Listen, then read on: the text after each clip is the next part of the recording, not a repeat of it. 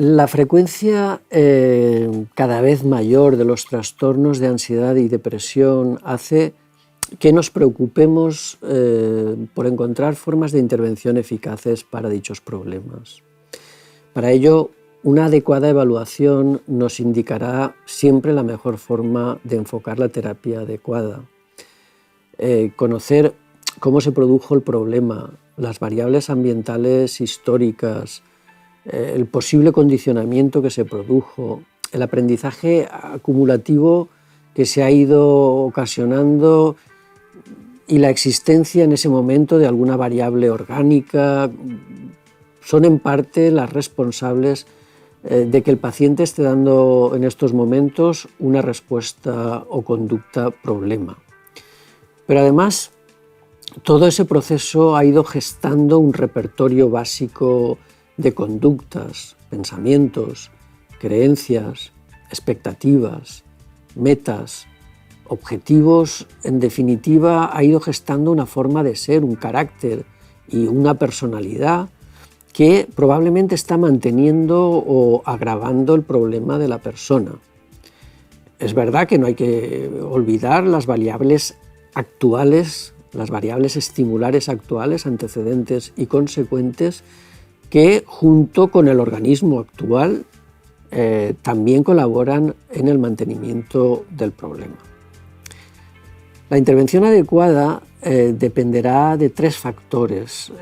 Por una parte, de las características y habilidades del terapeuta, de la creación de una adecuada relación terapéutica y del cumplimiento de unas reglas terapéuticas que casi se puede decir que son comunes en todas las terapias.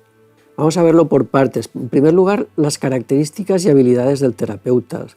El que el terapeuta sea una persona cercana, tenga unas adecuadas habilidades verbales, tenga la capacidad para hacer ver al cliente un punto de vista diferente del problema, guiarle para que de una forma clara defina su problema, sus preocupaciones, mostrar una comprensión real del problema, implicar al cliente en la solución de su problema, hacerle adoptar estrategias de solución de problemas, apoyar los logros que va consiguiendo cada persona en la terapia y expresar un interés real por el cliente son un grupo de variables que hay que tener en cuenta.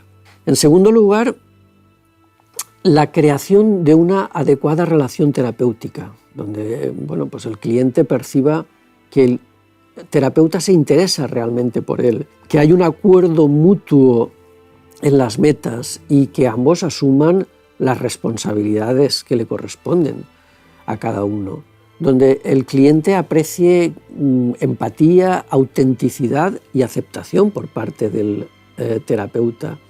El terapeuta además se dé cuenta de las necesidades del paciente, que utilice las situaciones terapéuticas de aquí y ahora, el momento, para que el paciente se dé cuenta de sus formas de pensar y reaccionar.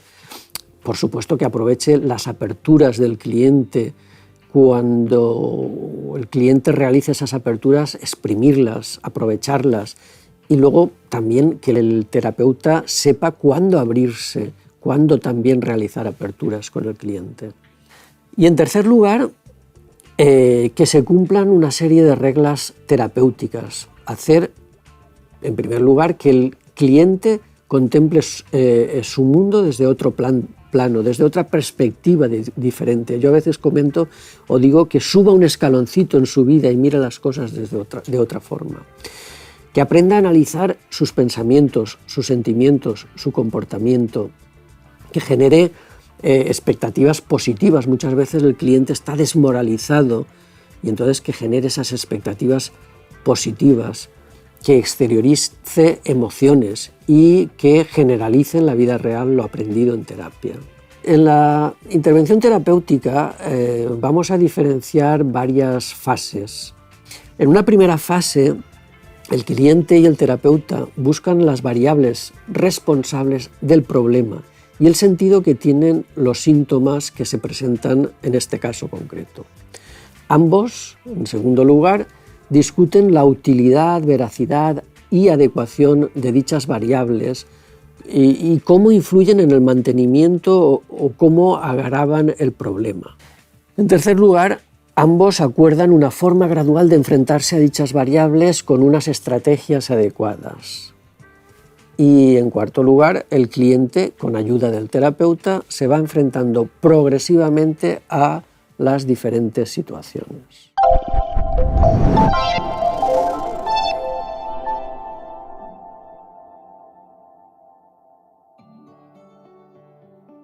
El cliente espera del terapeuta que le entienda, que comprenda lo que le está diciendo. Y para ello el terapeuta debe, por una parte, responder activamente a lo que dice el cliente y hacerlo de una manera congruente, en consonancia con lo que dice. ¿Quiere esto decir que el terapeuta tiene que estar de acuerdo en todo lo que dice el cliente? Por supuesto que no. Pero tiene que hacerle ver que entiende su problema. Si lo hace, conseguirá, por una parte, una mayor fluidez en su relación. El cliente pensará que sus problemas son reales y comprensibles y verá al terapeuta como un punto de apoyo. Y así irá aumentando su influencia y credibilidad sobre el cliente. El terapeuta tiene que estar motivado a comprometerse con el cliente y a trabajar codo con él, al ritmo del cliente, dependiendo de su forma de ser. Pues rápido con aquellos que asimilen todo, enérgico con otros, lento con los demás. Existen tres formas o tres habilidades que mejoran mucho la relación. La primera de ellas es la empatía, la segunda la autenticidad y la tercera la aceptación. Vamos a verlas. La empatía es la habilidad que necesita el terapeuta para ver las cosas desde el punto de vista del cliente. Ponerse muchas veces en su piel, intentar decirle no estás solo, intentar que la otra persona vea que le entiende. En segundo lugar, la autenticidad. La autenticidad es la entrega sincera del terapeuta a sus clientes, sin ningún tipo de sesgo. Si el cliente cuenta un problema, el terapeuta no pretende dar explicaciones al problema, tan solo compartir las emociones. El terapeuta se siente cómodo en esta entrega y su actuación es congruente con los sentimientos del cliente. Y en tercer lugar, la aceptación incondicional. El terapeuta en la situación terapéutica minimiza sus sentimientos, sus emociones y sus necesidades, no acusa al cliente de sus defectos, sino que engrandece los sentimientos, las emociones y las necesidades del cliente, ofreciéndole así una nueva oportunidad para aprender habilidades de afrontamiento y de reeducar sus respuestas. Para mejorar la relación terapéutica podemos, en primer lugar, utilizar el fortalecimiento positivo cuando el paciente hace cambios o mejoras adaptativas. Revelar información personal al paciente, es decir, autorrevelar información. Reducir la desigualdad en la relación terapéutica, donde la relación sea de tú a tú. Mostrar desacuerdo en las opiniones negativas del paciente sobre sí mismo. Dar esperanzas o expectativas realistas. Expresar directamente interés y empatía. Lamentarse por las limitaciones de que la terapia no puede resolverlo todo. Ayudar al paciente a reconocer el sentido de conexión del terapeuta.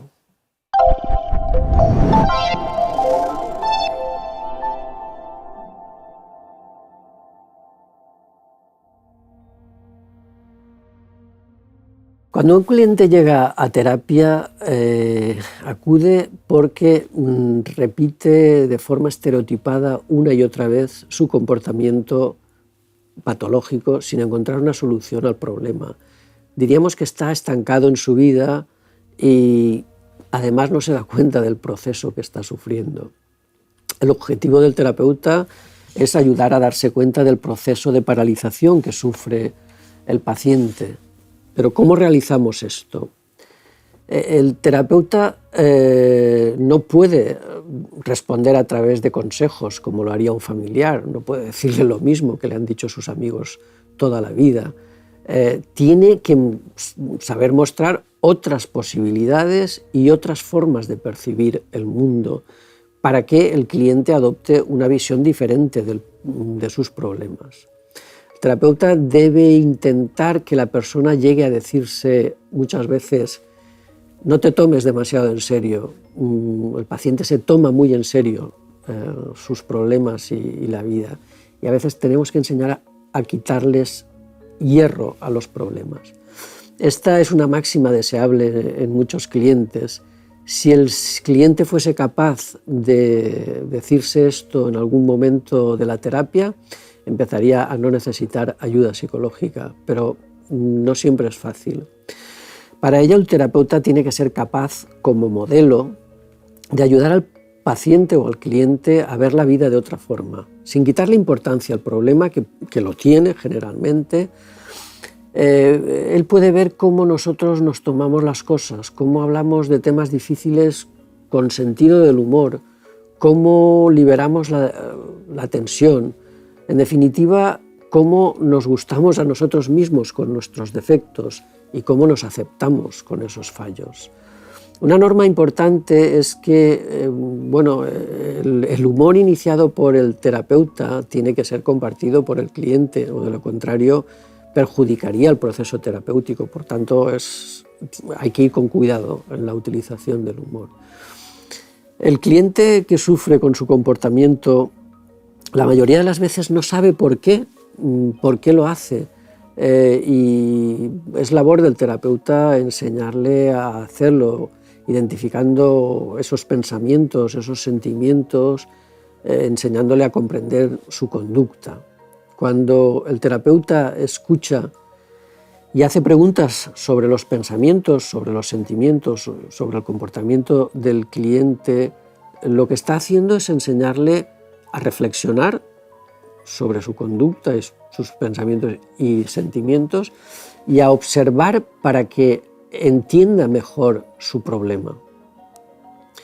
Las sesiones de terapia son un buen momento para que el cliente tenga la oportunidad de relacionarse con una persona que va a responder de forma diferente a cómo lo hacen las personas que le rodean, de modo que sus estilos de respuesta poco adaptativos vayan corrigiéndose.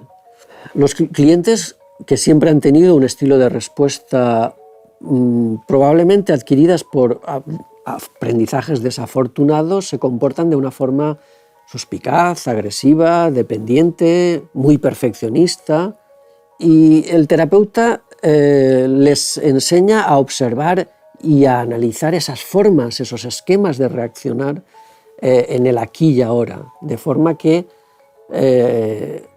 aumente gradualmente la flexibilidad del paciente, mejoren sus relaciones interpersonales. El terapeuta tiene que aprovechar su influencia como modelo sobre el cliente para enseñarle habilidades de afrontamiento.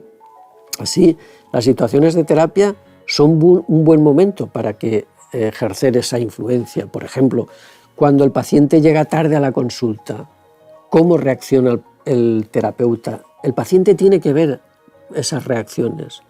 Cuando se enfada el paciente con el terapeuta, es un buen momento para que él analice sus reacciones.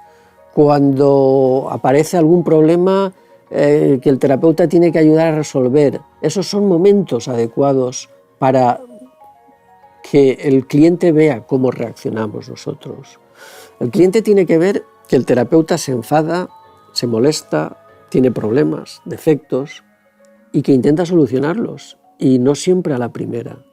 Muchos clientes piensan que los demás no sufren, no tienen problemas, no tienen dificultades, ni les suceden las cosas que a ellos les ocurren.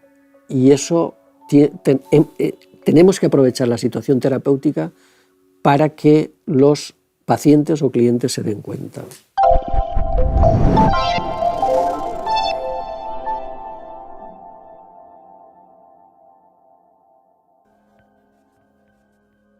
Dada la naturaleza pluridimensional de la depresión, muchas veces resulta difícil de encuadrar.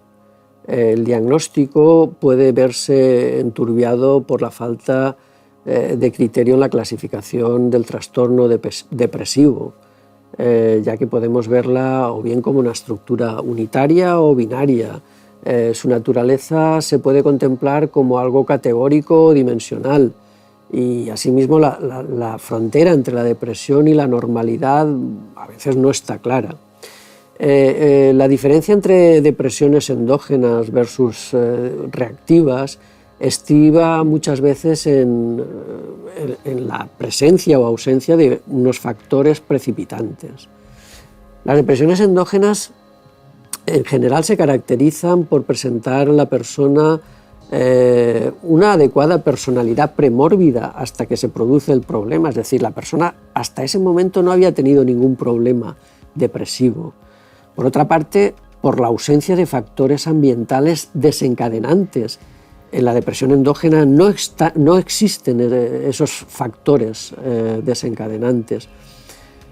Por una tristeza profunda y persistente, por una falta de placer total, por una anhedonía total, por un despertar precoz a primeras horas de la madrugada. En general hay alteraciones en el electroencefalograma del sueño, en el 40-60% de los casos ambulatorios y hasta en un 90% de las personas ingresadas con un episodio depresivo grave. En general hay también un acortamiento de la latencia del sueño REM. Aparece en lugar de a los 90 minutos entre los 45 y 60 minutos del inicio del sueño.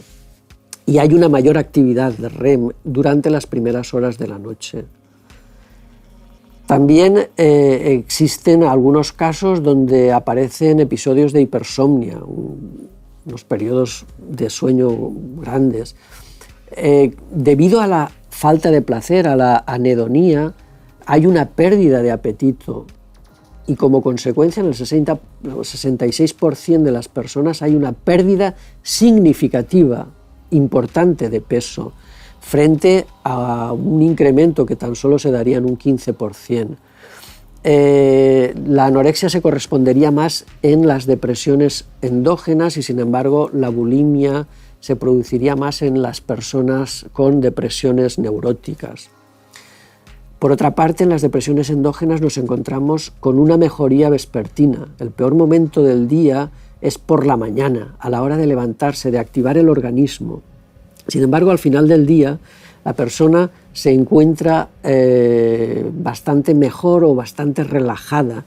Parece como si hubiese pasado ya otro día más. En las depresiones endógenas se dan mayores recaídas en primavera y otoño.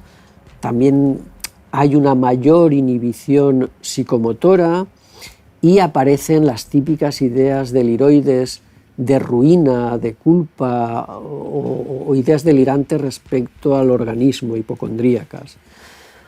Y por último, las depresiones endógenas tienen una buena respuesta favorable en la terapia biológica y psicofarmacológica.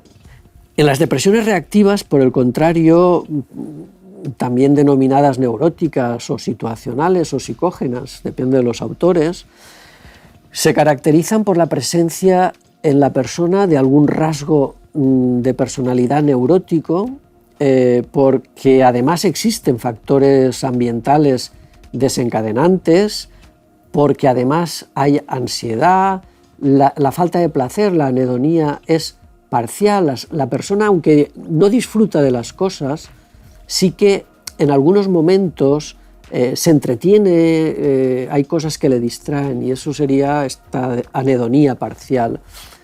Los síntomas se agravarían por la tarde, parece como si la persona se levanta cada día para resolver sus problemas y el ambiente se encarga de decirle que no sabe resolver esos problemas y por eso por la tarde aparece ese empeoramiento. Y como consecuencia de ello, el tipo de insomnio que tendrían las personas sería de iniciación porque hay mayor tensión por la tarde y les costaría dormirse. Tienen dificultad para dormir, pesadillas, variaciones en el ritmo circadiano, generalmente no habría variaciones estacionales y el pronóstico sería un pronóstico desfavorable hacia las terapias biológicas o psicofarmacológicas. Por ello requerirían más un tratamiento o una intervención psicológica.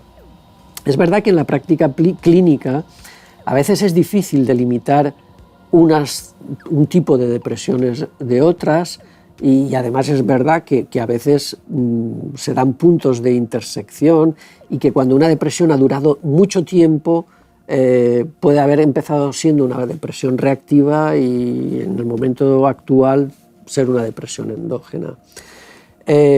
También es verdad que la supuesta personalidad sana o la ausencia de desencadenantes ambientales en las depresiones endógenas no se da en todos los casos. También pueden haber personalidades patológicas que tengan depresiones endógenas. Pero la distinción entre una y otra nos puede ayudar a los clínicos a tomar decisiones terapéuticas importantes.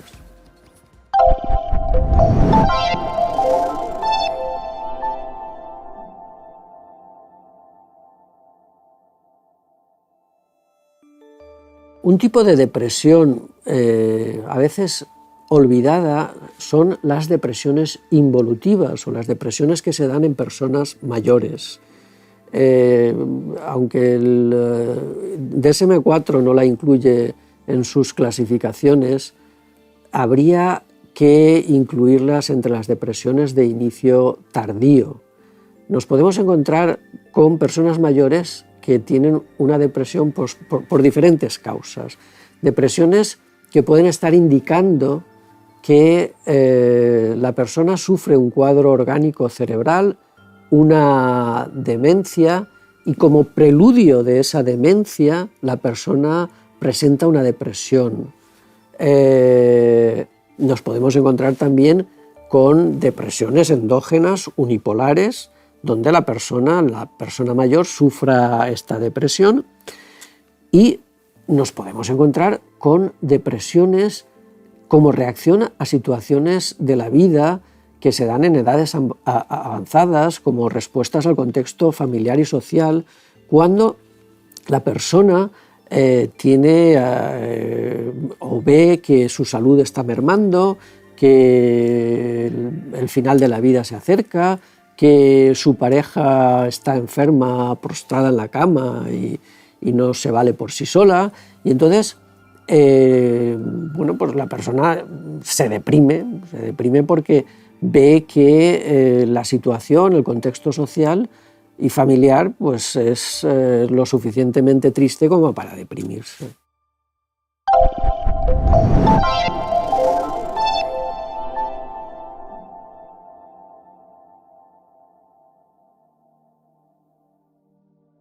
La respuesta normal de una persona ante la presencia de un estímulo incondicionado es una respuesta natural, innata, una respuesta condicionada.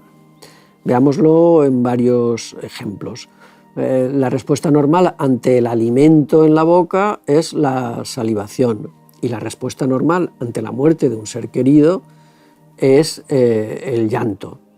La respuesta normal ante un ataque es la activación fisiológica. Pero a veces ese estímulo incondicionado puede también no ser externo, puede aparecer en el pensamiento y no ser real. Estar viendo lo que le sucede a otra persona o pensando lo que le ha sucedido y, por supuesto, pensando que nos pueda suceder a nosotros. Por ejemplo, ver a una persona lanzándose desde un rascacielos en llamas. Y entonces la respuesta normal es miedo a que eso me pueda ocurrir algún día a mí.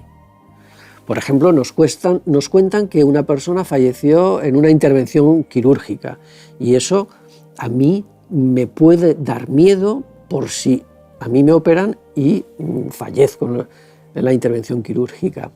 Por ejemplo, ver por televisión un accidente de avión, y eso puede que yo me dé miedo a volar por si a mí me ocurre lo mismo que que a las personas del accidente. Llegamos incluso a veces a meternos en la piel de esas personas y pensar qué pasaría por su mente en esos últimos momentos.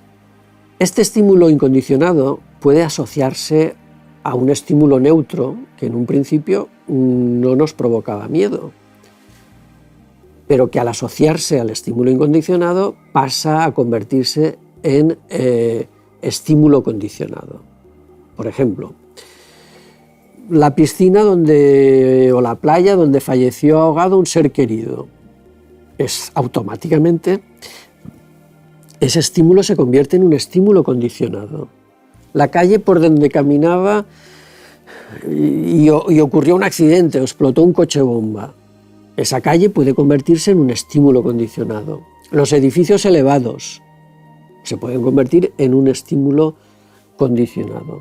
Y cuando la persona se vuelve a encontrar en esas situaciones, ante esos estímulos condicionados, da lo que serían las respuestas condicionadas de ansiedad, de malestar, que son parecidas a la respuesta incondicionada inicial, pero probablemente de menor intensidad. Esa sería la respuesta condicionada de ansiedad. En los ataques de pánico, la persona experimenta una sensación corporal extraña, desconocida, amenazante, que nunca le había ocurrido. Y eso es un estímulo incondicionado que nos provoca mucho miedo, provoca esa respuesta incondicionada de miedo. La persona no sabe qué es lo que le está ocurriendo. Esta sensación corporal puede aparecer por diferentes causas. Una bajada de tensión, yo no sabía, y el sujeto no sabía que era hipotenso, haber ingerido una sustancia estimulante, un cansancio excesivo, una bajada de azúcar en sangre, y la persona no sabe qué es lo que le está pasando. Pero la persona asocia el estímulo incondicionado, esa sensación de malestar, o bien a variables externas situacionales, por ejemplo, a una aglomeración, a conducir, a estar lejos de casa, y estos serían estímulos condicionados externos, pero también puede asociarse a estímulos o a variables internas, como puede ser el ritmo cardíaco, la presión arterial, la temperatura corporal, la sensación de vacío en el estómago, un pensamiento. Y entonces nos encontramos ante estímulos condicionados internos. Esos estímulos condicionados, la persona nunca sabrá qué son, cuáles son, y estará siempre preocupado porque no aparezcan señales internas. Después de haberse producido esta asociación, cada vez que la persona se encuentre ante esos estímulos condicionados, internos o externos, dará respuestas condicionadas de miedo, de ansiedad, de temor, de miedo que le ocurra lo mismo que le ocurrió la primera vez. Es decir, cuando la persona experimente un ritmo cardíaco igual que el que ocurrió la primera vez, o alguno de los estímulos condicionados internos o externos, parecidos a los que tuvo el día en que se produjo el condicionamiento, tendrá miedo, tendrá mucho miedo. Y muchas veces no sabrá por qué. Este proceso de asociación del estímulo condicionado con el estímulo neutro es lo que se llama la teoría de los dos factores y explica el proceso de adquisición del trastorno de pánico. A partir de aquí, de este momento, se produce un fenómeno denominado generalización, que consiste en que la persona va ampliando el número de estímulos temidos y los va ampliando a todos aquellos que se parecen al estímulo condicionado inicial. Y empieza a tener miedo, no sabe muchas veces a qué. Pero, ¿por qué no desaparece esta asociación cuando la persona ve que no necesariamente se da el estímulo condicionado asociado al estímulo incondicionado? Pueden haber varios factores que nos explican o que nos pueden ayudar en esta explicación. En primer lugar, nos encontramos con la evitación. Las personas comienzan a evitar las situaciones temidas. No salen de casa, no vuelan, no conducen, no suben a los ascensores. Si no puedo evitar esas situaciones, procuro, pasándolo mal, escapar cuanto antes de esas situaciones y tiendo a abandonar esas situaciones con mucha ansiedad. Me siento mal cuando las evito. Tanto si evito como si escapo, lo que se produce en ambos casos es un incremento de la ansiedad. Cuando la persona huye o toma la decisión de no enfrentarse a la situación, experimenta momentáneamente una sensación de alivio, lo que se llama alivio de aversión, que refuerza esa conducta y por eso lo llamamos refuerzo negativo. El segundo factor que impide que el miedo desaparezca, a pesar de que no se da de nuevo el estímulo incondicionado, son lo que llamamos los pensamientos anticipatorios de ansiedad. La persona, mucho antes de enfrentarse a la situación temida, anticipa lo mal que lo va a pasar, las horribles consecuencias que tendrá que encontrarse al encontrarse en esa situación, y entonces lo que hace la persona es incrementar el estado de tensión y de alerta en su organismo. Con esa anticipación de pensamientos está siempre en tensión. Por ejemplo, ahora cuando me vaya me pondré a temblar, me tensaré, perderé el control, me pondré a llorar, haré el ridículo, la gente pensará que soy un cobarde, etcétera, etcétera. El número de anticipaciones que las personas hacemos es muy elevado. Se puede decir que la persona ansiosa se pasa todo el día anticipando y hace que en muchos trastornos de ansiedad se requiera una intervención cognitiva basada en que la persona comience a estar más en el aquí y ahora, en el momento, y no anticipar tanto, a tomar conciencia del momento presente. Un tercer factor que impide la disminución del temor es la internalización de la atención. La persona se pasa el día observándose a sí mismo, viendo si algo cambia en su organismo, y esto hace que pierda atención externa y que no preste atención a muchas de las cosas que pasan a su alrededor. Así, a veces una persona con problemas de ansiedad puede estar cocinando, hablando con alguien, leyendo o viendo una película, pero su cabeza está en otro sitio. Está tendiendo una tela de araña de pensamientos sobre cómo me encuentro, estoy mejor que ayer, estoy peor que ayer, noto mareo, noto la visión borrosa, esto es grave. Es normal que no esté prestando atención a lo que pasa a su alrededor y que muchas veces se diga, estoy perdiendo facultades. Realmente no es eso. Lo que esa atención interna hace es que nos surjan pensamientos a veces hipocondríacos. Por otro lado, también aparece un estado constante de tensión que incrementa las posibilidades de notar señales de tensión en el cuerpo que me preocupen y que aumenten esos pensamientos hipocondríacos. Y como consecuencia de todo esto, cuando dura mucho tiempo, la persona acaba deprimiéndose. Pero esa depresión será una depresión secundaria al problema de ansiedad o a los ataques de pánico.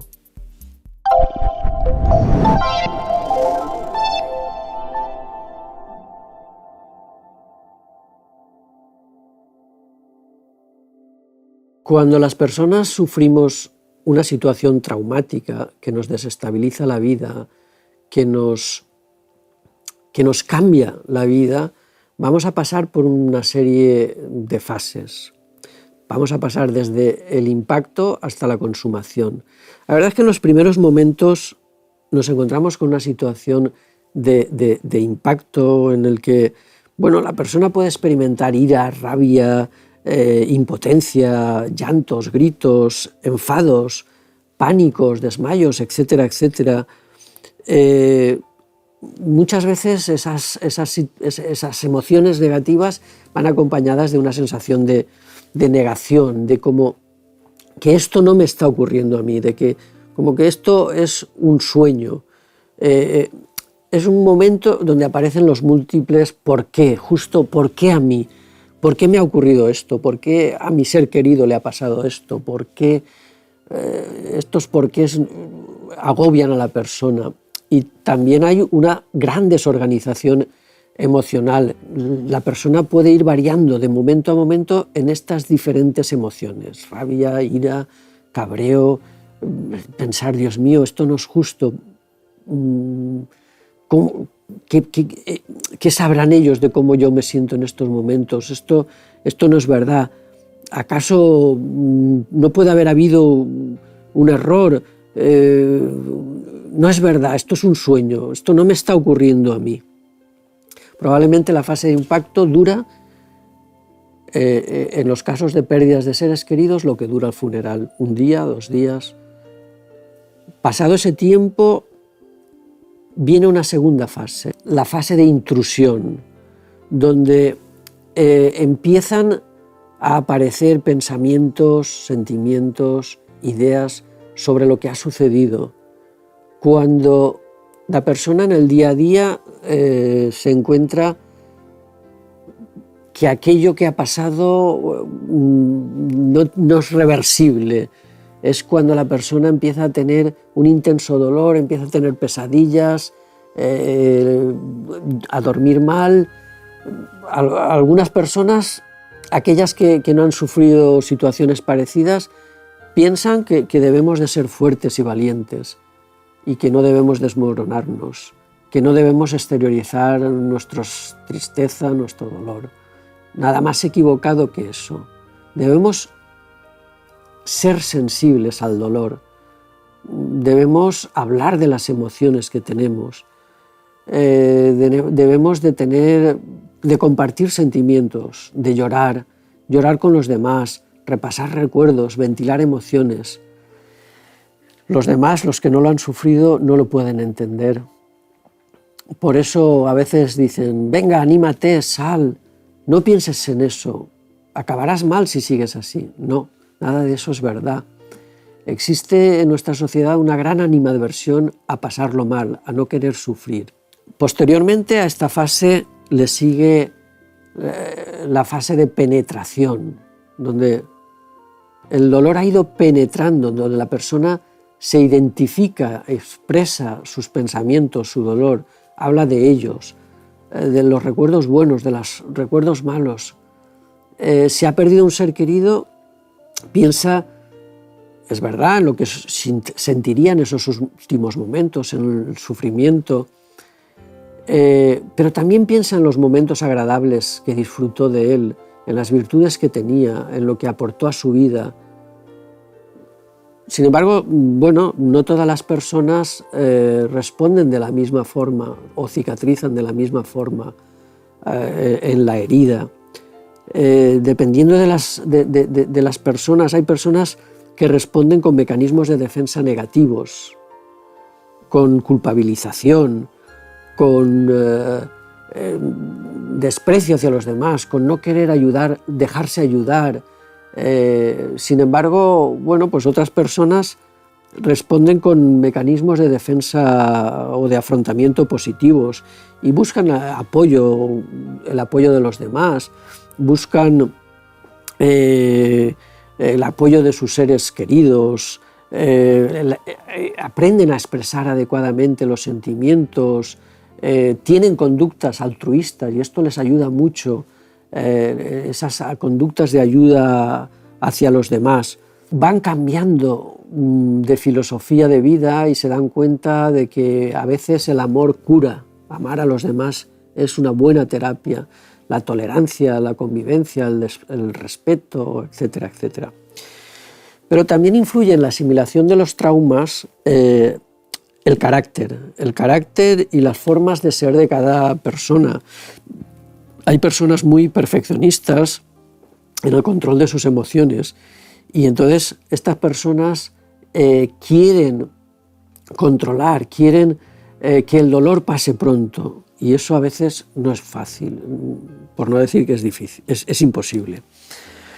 Para finalizar, la persona entra, pasado el tiempo, a veces pasan años, y entra en lo que sería la llamada fase de consumación, donde la persona ya ha reorganizado la vida, ha admitido la crisis, ha admitido la herida, y bueno, en esta fase los sueños que muchas veces las personas tienen, sobre todo en las pérdidas de seres queridos, aparecen imágenes oníricas en las que la persona sueña que nada ha sucedido y que está hablando con su ser querido, y cuando está hablando con su ser querido se da cuenta de que aquello es un sueño. Es un indicador de que la persona ha aprendido a vivir con ese dolor, con esa cicatriz, y ha construido una vida diferente.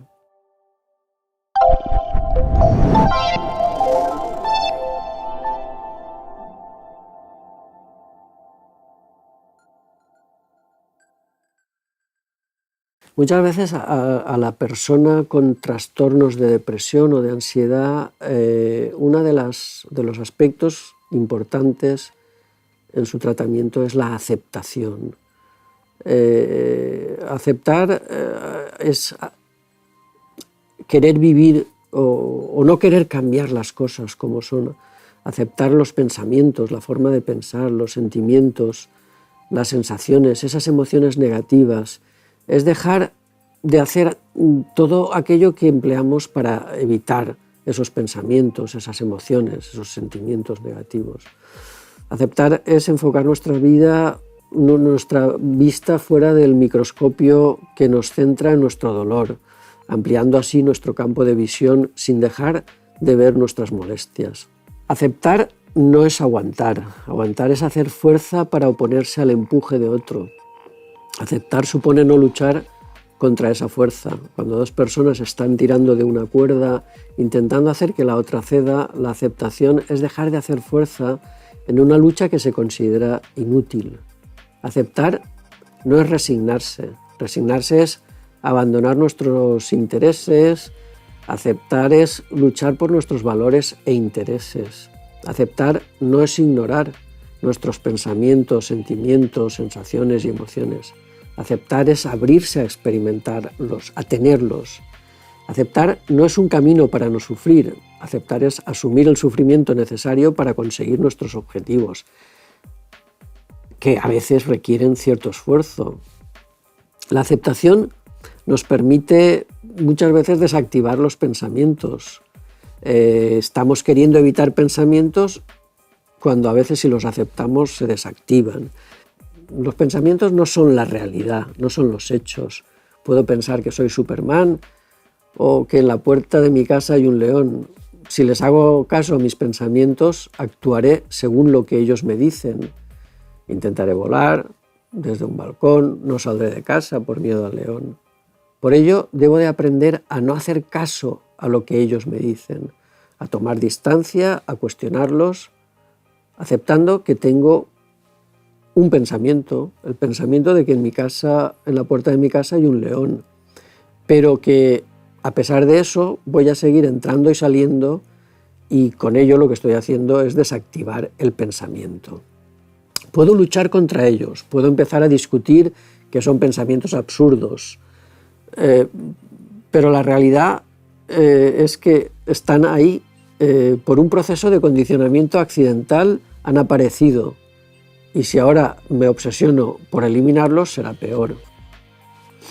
La aceptación supone un cambio de filosofía acerca del sufrimiento.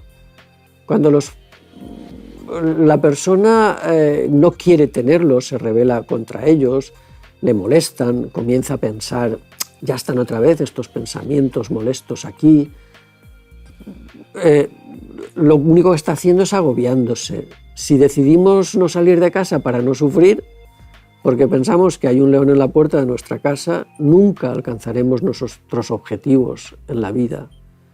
Si luchamos contra ellos, contra esos pensamientos, también perderemos el rumbo de nuestra vida. La aceptación supone no solamente no evitar el sufrimiento, sino que a veces buscarlo, porque va unido a lo que queremos en la vida. Para ello hay que vivir con determinación, Seguro que si no evito esos pensamientos, con el tiempo perderán fuerza y dejarán de molestarme.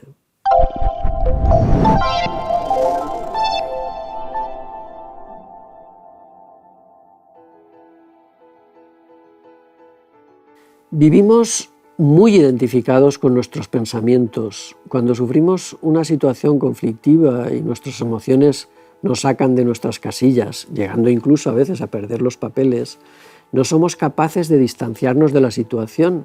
Creemos que lo que está ocurriendo en nuestra cabeza es la realidad y no logramos desidentificarnos o relativizar la situación. Sin embargo, todos sabemos que pasado el tiempo o contemplada la situación desde una perspectiva diferente, nuestra valoración va a cambiar. No podemos desidentificarnos porque nuestro yo vive identificado exclusivamente con nuestro cuerpo y nuestra mente. Ese yo, ese ego, es lo que uno cree ser o quiere llegar a ser. Y en muchos pacientes es el origen del problema. En los que se sienten débiles, su yo busca fortaleza y poder. En los que se sienten inferiores, su yo busca saber mucho, conocimiento y control. El yo sufre o se alegra por conseguir lo que cree, sin darse cuenta de que, en el fondo, tú no eres tú, lo que tú crees ser, pero tú no lo sabes, y ahí está el gran conflicto. Otro aspecto relevante es el apego que tenemos a ese yo.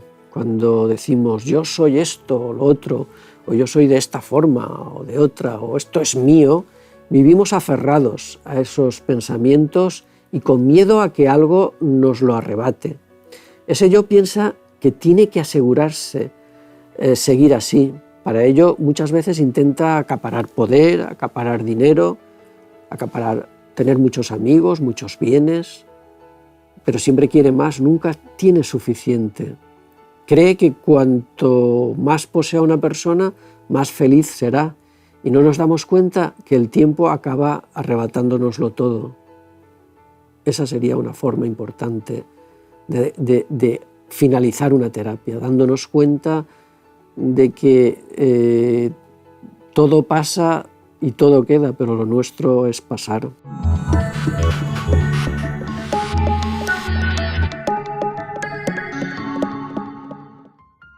En esta asignatura hemos realizado o vamos a realizar un amplio recorrido por las diferentes estrategias de intervención en los trastornos de ansiedad y depresión. Se insiste en la evaluación y el diagnóstico adecuado, en el control de las variables independientes del problema, muchas veces causantes de que la conducta problema no desaparezca. Dichas variables independientes son el repertorio básico de conductas, las variables ambientales o situacionales antecedentes y consecuentes, y en ocasiones las variables biológicas.